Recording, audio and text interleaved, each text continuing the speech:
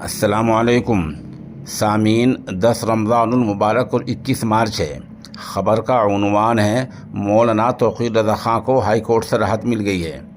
آپ کو بتا دیں کئی دن سے پولیس یہ کہہ رہی تھی کہ مولانا توقیر رضا فرار ہیں، ان کو گرفتار کیا جانا ہے کیونکہ ان کے خلاف غیر ضمانتی وارنٹ جاری ہوئے ہیں۔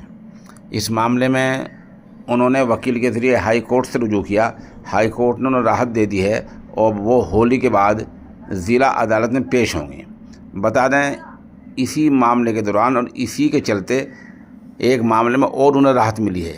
راحت یہ ملی ہے کہ ان کے ساتھ ایک اور آدمی کے خلاف مقدمہ درج ہے۔ اس نے ضلع جج کے ہاں دائر درخواست میں کہا کہ مجھے فاسٹ ٹریک کورٹ پر کوئی بھروسہ نہیں ہے، اس لیے میرا معاملہ دوسری عدالت میں منتقل کیا جائے۔ اب یہ پورا معاملہ جس کو 2010 کے دنگے سے جوڑا جا رہا ہے ضلع جج کی عدالت میں سنا جائے گا۔ ہولی کے بعد مولانا پیش ہوں گے، وہاں فیصلہ ہوگا کہ گرفتاری ہو یا نہ ہو یا آگے کیا ہو۔ بہرحال فی الحال مولانا توقیر رضا خان بریلوی کو ہائی کورٹ سے راحت مل گئی ہے۔